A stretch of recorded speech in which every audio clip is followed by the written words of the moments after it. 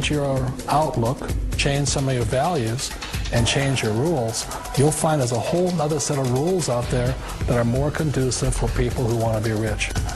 The story of Rich Dad, Poor Dad is really a story of two different fathers with two different sets of values and completely different sets of advice. So I don't mean to insult anybody or, to damage your values, but really that was the difference. For example, my poor dad always said, go to school, get good grades, get a high-paying job, work hard, live below your means, save money, get out of debt, have a good retirement plan. And that was my poor dad's values. My rich dad said, you probably won't get rich doing that way because very few people get rich following that plan. But you thought saving money made you money. If you take a look at this 40-year run on the dollar is designed economically to lose money every single year. So why would you save something that loses money every year? And what this means for somebody on retirement plans is that after you retire, the value of your dollar goes down and your cost of living keeps going up. To my rich dad, that was bad advice and made no sense. Again, it was different value. An important diagram my rich dad showed me when I was a little boy was a diagram known as a cash flow quadrant. And the quadrant is made up of the four different people who make up the world of business. So my rich dad said, in the world of business, there's E's. And E's stand for employees. An employee, he says, you can always tell who they are by their core values. And what the employee, whether the president or the janitor of the company, will always say the same words. The words are, I'm looking for a safe, secure job with benefits. That's what makes them an employee, because their core values are security. The other one of the four is the S, or the small business owner or the self-employed. And again, their core values will cause them to use the same words, which are, if you want it done right, do it by yourself. S means they're also solo. They're generally one-person act, or they operate by themselves. On the right side of the quadrant are the B's. And what Rich Dad said the B stood for was big business, or like Bill Gates. Forbes defines big business as 500 employees or more. And their words are different. They say, I'm looking for a good system, a good network, and the smartest people I know to help run my business. So they're unlike the S. They don't want to run the company by themselves. They want smart people to run their companies for them. And then the fourth of the quadrant is the I, and I stands for investor. These are people who have money work hard for them. These people are people who have people work hard for them. And these are the people that work hard for the rich here.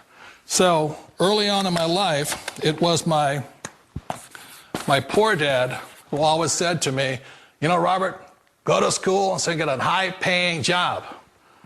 And so my poor dad's core value was to be an employee. He wanted job security, promotions, a steady paycheck, and all this. And so it was my rich dad who said to me, he says, Robert, if you really want to be rich, learn to build businesses. It made more sense to him to work hard to build a business, something you owned and something you could pass on for generation to generation to your kids. Whereas my poor dad said work hard, but my rich dad said, why would you work hard for something you'll never own and you can get fired from right away? Again, that was the difference in values. So my rich dad suggested I learn how to be a business owner and learn how to be an investor. And that's one of the big differences. On this side of the quadrant, these people here work for security. They work for money also. On this side over here, their key value that they want is they want freedom. They don't want to have to work at a job anymore. They don't want to have to work for the rest of their lives. So the beauty of building a business and learning how to invest is very simply that this is passive income. You work hard for a few years, but possibly for the rest of your life, income keeps flowing to you. Of all the businesses out there, which type do you choose? One of the reasons I consider a direct selling business a perfect business is very simply because the company will work with you to get the business skills that make you rich. Always remember that it's not money that makes you rich, it's business skills. And that's why it's a perfect business. They'll take as long as you like to get the skills to make the money. And that's a lifetime skill thing. The other part about it is the low startup cost. Where else can you get in for under $500 and get these skills? For people who want to make the shift over to the B quadrant, which is what I would recommend for people, one of the beauties of a network marketing company is that you can do that for a very low price. And that's why I talk to people about considering network marketing. If you're to build a Microsoft, it would take you hundreds of millions of dollars. But a network marketing company allows you to start at a very low rate. They'll be patient with you. They'll take their time to transition over here. And the reason why that time is so important to most people is it takes time to change those values. And the most important thing is once you take the time, let's say it takes 1 year, 2 years, 5 years, whatever time it takes, once you see the value or the core values of this side and this side, you're unstoppable. Today, I would never go back and get a job. Why should I? I'd rather stay on this side, build companies, pay less taxes, and make more money. But the key is a person needs to change the values from my poor dad to the values of my rich dad. And that's one of the beauties of network marketing companies. They allow you the time, and at very low cost, they'll work with you to make that transition over there. The number one asset a person can build is build a business. That is the smartest thing you can do. Years ago, I decided not to follow the corporate ladder simply because, again, it was values. You know, my poor dad always said, go to school and get a high-paying job with the government or a big corporation. But my rich dad said, why would you work so hard at something you'll never own? You can't sell your job. You can't pass it on to your kids. So to me, it never made any sense. It made more sense to build my own business and hire other people. The other reason is that you really don't have much control if you're in the corporate ladder world. For example, you can get fired at any time. Or today we have what's called M&As, or mergers and acquisitions, where another company buys another company. So you could be a great employee, but the company that buys your company just fires you. Wait a minute. This sounds too good to be true. Like one of those get-rich-quick schemes. It's not a get-rich-quick formula. You don't just do it overnight. It takes time.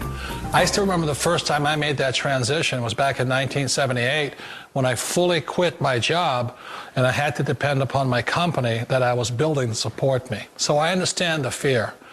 The beauty, the most important thing to remember is this. There's two kinds of people in the world. There are the types that will say, you'll never make it. And there was I had a lot of people, a lot of friends and family saying that. You're stupid, don't do it.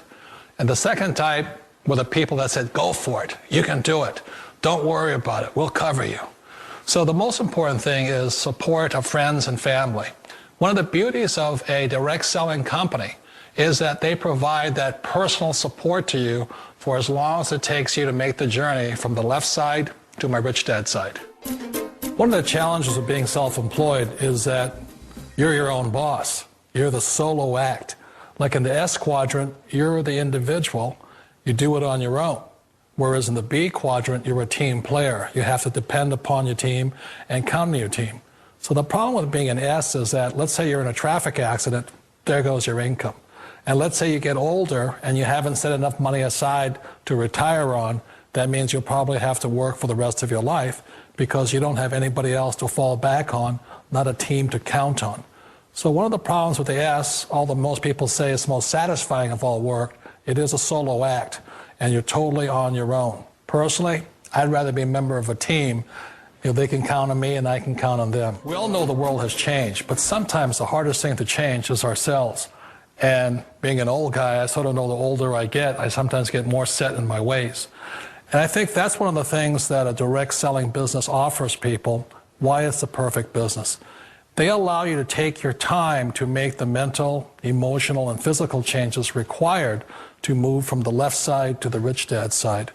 I think that's a big thing. It's a very gracious, it's a very elegant way, it's a patient way of supporting you in making the changes of your life.